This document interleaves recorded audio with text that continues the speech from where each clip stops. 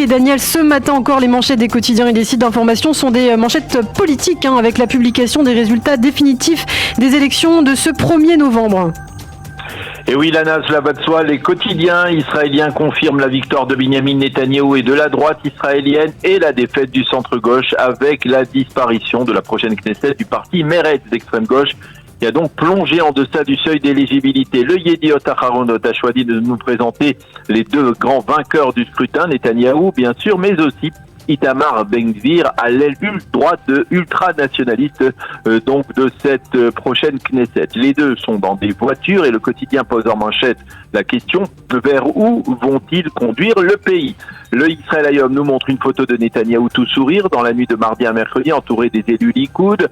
Le quotidien gratuit titre ce matin: à droite, on commence à distribuer les portefeuilles ministériels, tandis qu'à gauche, on s'accuse de responsabilité face à l'échec électoral. Ainsi, Merav Michaeli, leader du Parti travailliste, a rendu Lapid responsable, mais dans son propre parti, on réclame sa démission. Quant au Haaretz, bien visiblement déçu par les résultats, il nous présente les 120 nouveaux députés de la 25e Knesset dans sa page d'ouverture. On trouve également de nombreux titres dans la presse et des sites d'information se rapportant aux résultats de ces élections. Mais le Maariv, lui, évoque en page d'ouverture une riposte militaire aérienne à un tir hier de 4 roquettes palestiniennes à partir de la bande de Gaza. Et on s'intéresse bien sûr à ce qu'écrivent les très nombreux éditorialistes ce matin pour commenter ces résultats d'élections. Et on va commencer, je crois, Daniel, par ceux du Yediot Aharonot. Oui, on commencera par Nahum Barnea, le doyen des éditorialistes du Yediot Aharonot, qui écrit ce matin dans son journal, qui paraît, on peut le dire, épouvanté à l'idée d'un gouvernement Netanyahou droite et extrême droite. La majorité des Israéliens a souhaité un changement, mais de facto, il a obtenu une véritable révolution. Il appelle cela, Nahum Barnea, la révolution de novembre, et cette révolution marque pour lui le début, pas moins ni plus, de la fin de l'ère du sionisme libéral et laïque. On peut renvoyer la dépouille mortelle de Théodore Herzl à Vienne, écrit ce matin Nahum Barnea dans le Yediot. Nadav Eyal, lui, est persuadé que les réformes que les partis de droite entendent réaliser dans le prochain gouvernement sont déjà en route, et en particulier la réforme dans le monde de la justice israélienne. Et il accuse Merav Michaeli, la présidente travailliste, d'être responsable de ce qu'il appelle la mort du parti Meretz pour avoir refusé la fusion entre les deux formations à la veille de la clôture des listes électorales. Amit Segal parle de Binyamin Netanyahou qui a très habilement su réveiller la droite israélienne de sa torpeur, mais qui a su également endormir le camp de la gauche. Et Segal accuse, lui, Lapid, d'avoir commis le péché d'orgueil.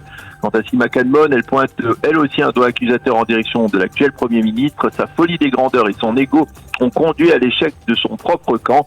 Amichai Adali se propose d'apaiser le public laïque qui est catastrophé par les résultats du scrutin. Le professeur Yuval Albachan affirme qu'il est absolument interdit d'annuler le procès de Binyamin Netanyahou d'une manière ou d'une autre. Enfin, Ben-Dror Yemini suggère à ses lecteurs dans le Yediot Aharonot de se calmer. Je vous rassure, l'État d'Israël n'est pas mort, la démocratie n'a pas été bafouée, et de rappeler historiquement que la gauche a toujours su effrayer face à une victoire de la droite. Ben Gurion, écrit Ben-Dror Yemini, a déjà appelé Jabotinsky Vladimir Hitler. Un gouvernement de droite est un cadeau à nos ennemis, et ce n'est certainement pas la fin de l'État d'Israël. Fin de citation. Alors évoquons à présent les analyses du Israël Hayom et du Makor Rishon, les deux journaux proches de la droite, et les analystes là aussi sont très nombreux à vouloir commenter ces résultats.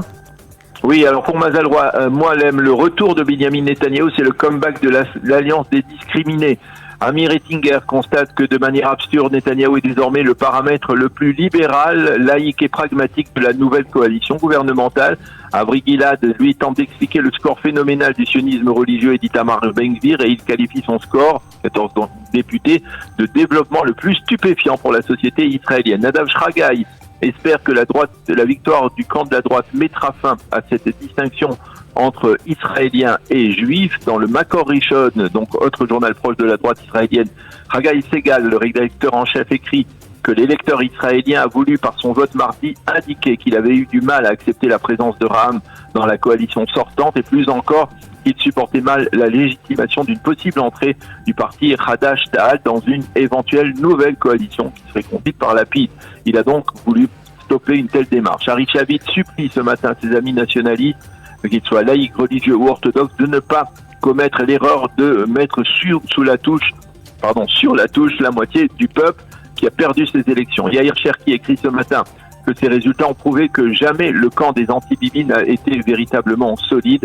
Ran Baratz, lui, semble vanter la démarche de Lapid de faire plonger le parti Meretz et les travaillistes au bénéfice de son propre parti Yesh Atid. Cette démarche courageuse, écrit-il, peut nous préserver du piège d'une gauche post-sioniste en Israël. Enfin, pour terminer, un mot des analystes du Haaretz qui paraissent ce matin encore un peu abasourdis par l'échec électoral de leur camp. Oui, pour Alouf Ben, le rédacteur en chef du Haaretz, cet échec est celui d'un camp des anti-Bibi qui finalement n'a pas su se souder au-delà de l'éviction de Binyamin Netanyahou et n'a pas su présenter à l'électeur israélien un plan d'action politique véritable. Les résultats prouvent qu'il n'y a plus de clients pour l'actuelle gauche sioniste, écrit Alouf Ben.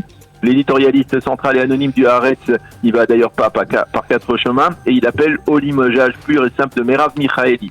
Nehemiah Stressler se demande combien de haine faut-il pour faire tomber un gouvernement qui a œuvré en faveur de l'intégration des Arabes.